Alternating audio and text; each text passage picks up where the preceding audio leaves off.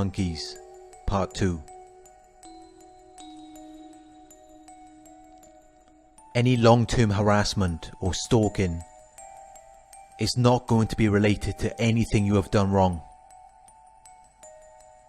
It's based off of their out-of-control emotions. They are envious and jealous of you. If this was not the truth, they will be focused on other people who have done the same things or far worse. They act like you are the only one, like it doesn't matter what anyone else does, because they are not envious or jealous of the other people.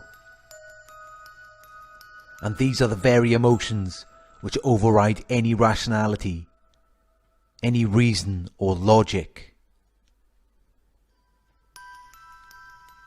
They make you believe that you have done something wrong, yet they refuse to acknowledge everything that they have done to you.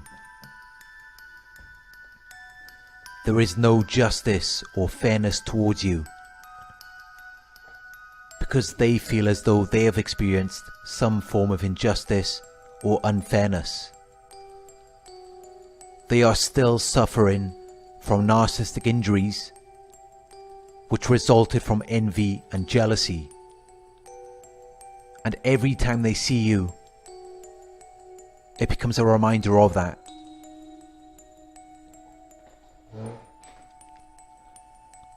They targeted your self-worth and self-esteem to make you believe as though they are looking down on you. But the truth is, they see you as being above them, and that's what is triggering them to react in this way.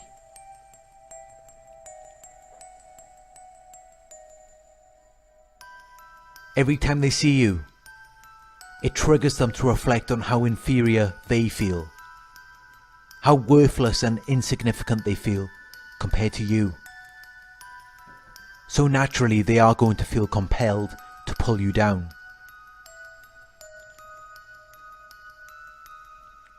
They will even compete with you at every opportunity. You are a worthy competitor. You are displaying qualities or talents that are worth competing with.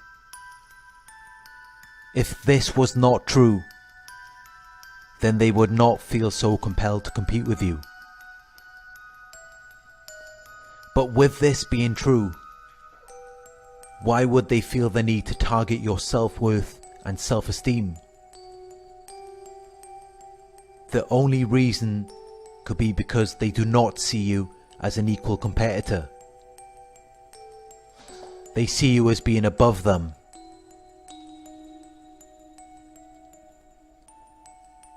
And that's why there's so many of them and only one of you. That's why they have all of these abusive and manipulative tactics. Denial, projection, blame shifting, gaslighting, and the double bind. That's why they will place all of the restrictions or limitations on you. Because you are not only seen as a worthy competitor, but you are also seen as a person who is superior to them.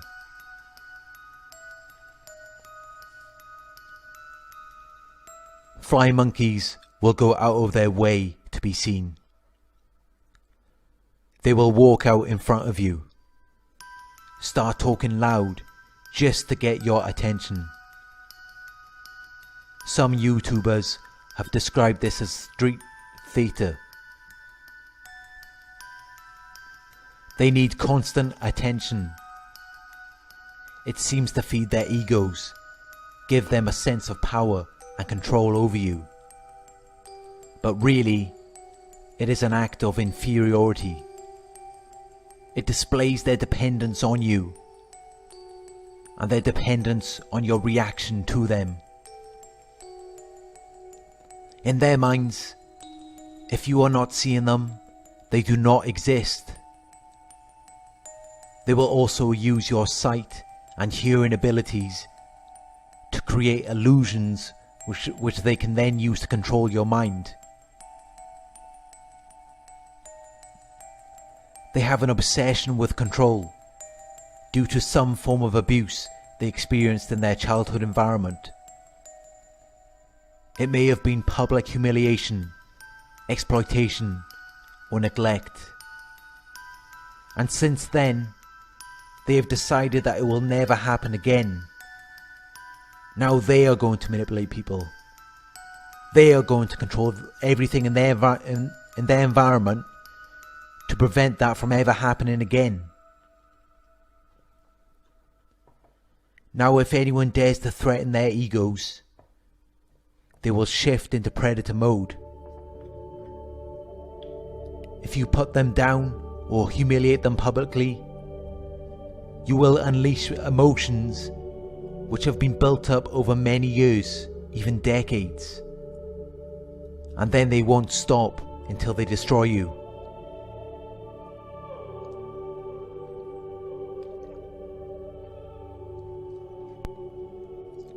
They have to get back at you and express their hate, anger, envy and jealousy through some form of passive-aggressive behaviour.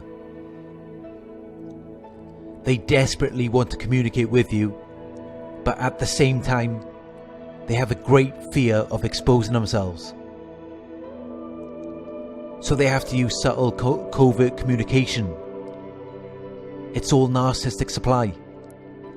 They have to feel in control. They have to feel as though they have one-upped you, or they are better than you for whatever reason. It actually has nothing to do with you personally.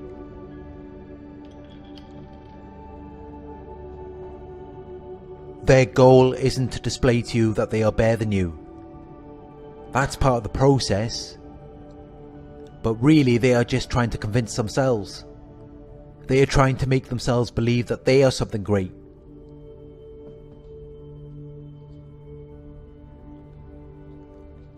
I notice they have this strange obsession to be in front of me wherever I am walking. Like they want me to look at their backs for some reason. I think it's their way of dodging the shame they feel for stalking me. They want to believe that I'm stalking them. So they walk in front of me.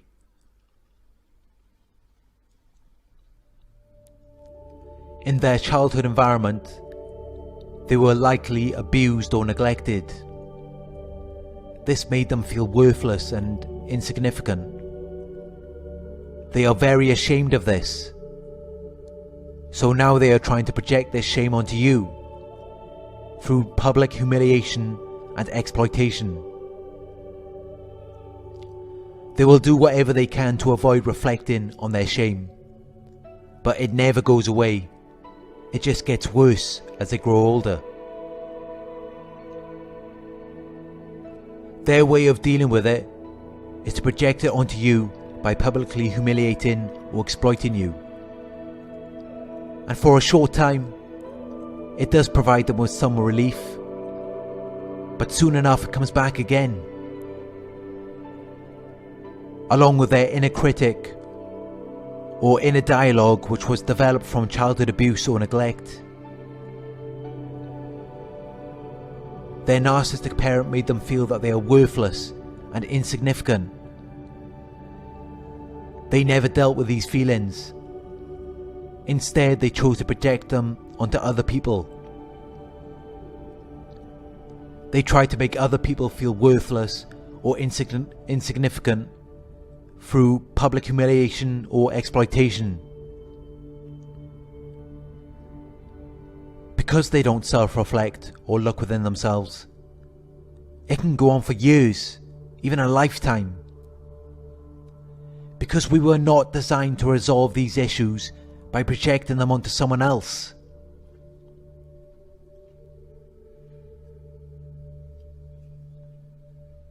Fly monkeys have childhood traumas. They feel worthless and insignificant. They have an inferiority complex. They feel intense hatred and anger towards themselves and you. They are also envious and jealous of you. These emotions cannot be resolved by projecting them onto someone else. They can only be resolved through self-reflection. And this is how smear campaigns can go on for years or even a lifetime.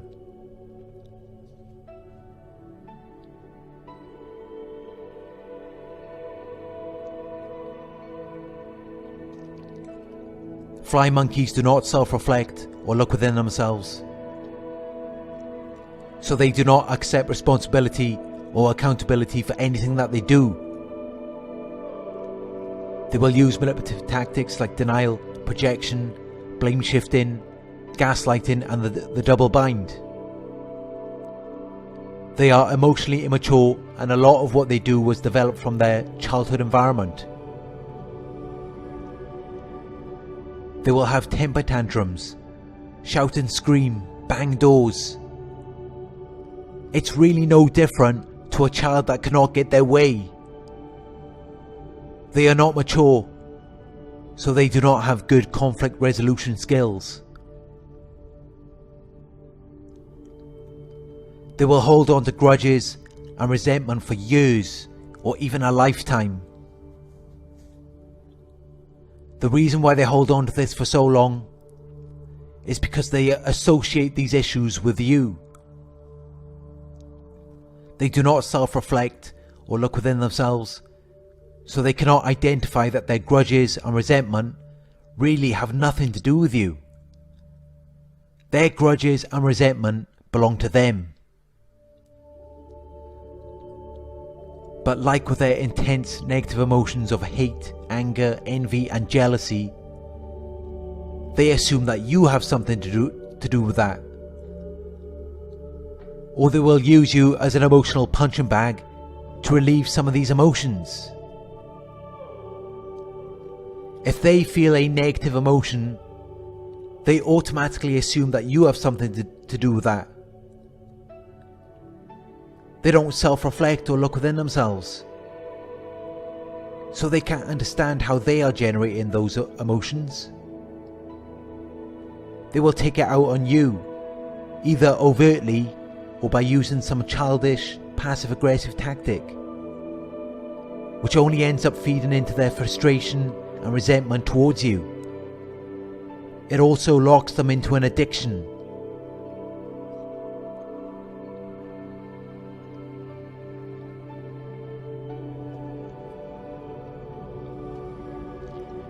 Think of a man who has had a stressful day and wants to drink alcohol to relax. The alcohol becomes a coping mechanism. It is a tool which is used to relieve the man's stress. Going to the alcohol when feeling stressed will create a new neural pathway within the man's brain. Relieving his stress is now associated with the alcohol. So next time when the man is feeling stressed, he will have a craving for alcohol. This is how the addiction is created. And it's exactly the same process with the fly monkeys. Before becoming aware of you as a target of the smear campaign, the fly monkey may have had a stressful life. They may have had intense feelings of hatred towards themselves. They may have felt hatred, anger, envy or jealousy towards you or someone else. If the fly monkey was a healthy individual and didn't have these negative emotions or feelings of worthlessness and insignificance,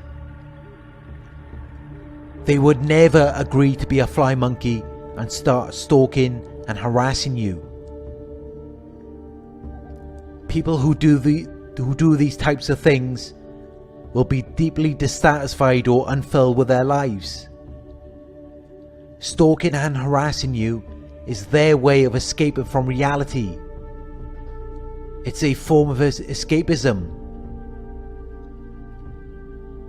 And when the fly monkey first started stalking you, it gave them a high, a rush of adrenaline, For a moment they forgot about all the problems in their lives because they were too busy focusing on your life. It gave them an opportunity to unleash all of their frustrations onto you. This created a new neural pathway within their brains,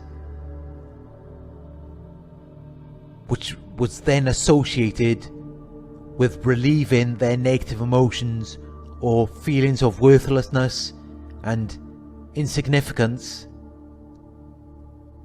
with stalking and harassing you. You became their drug, their addiction.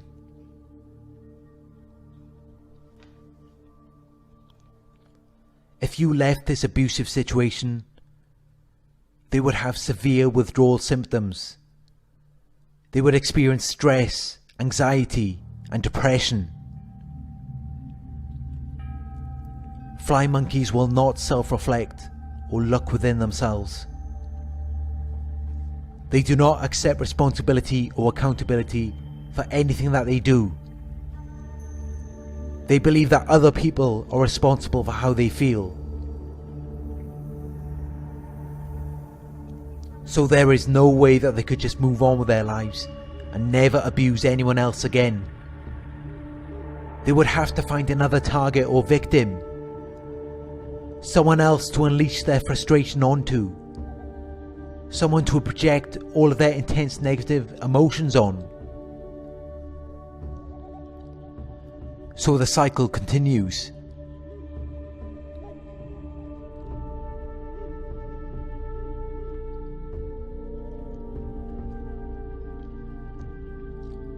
There are times where the fly monkeys may not have access to you. You are not around for them to stalk and harass.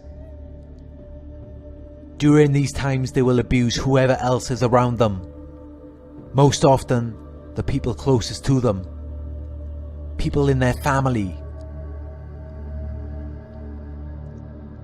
They created a new neural pathway in their brains upon abusing you, to relieve their intense negative emotions.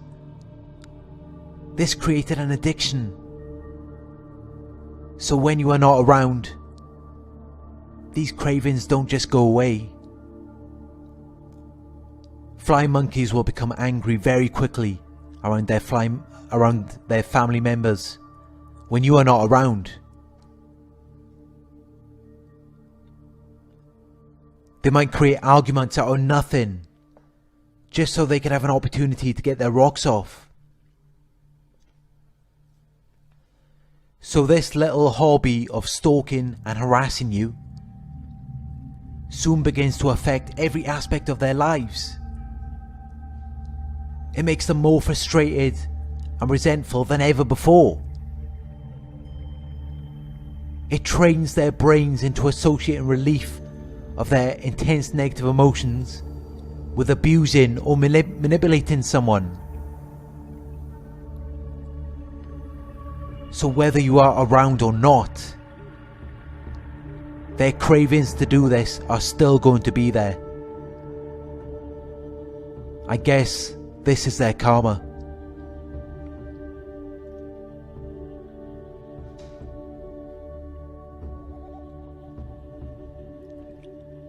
I hope this helps you to have a further understanding of the thought process of the fly monkeys and why they become so obsessed with certain targets. Thank you for watching. I hope this video resonated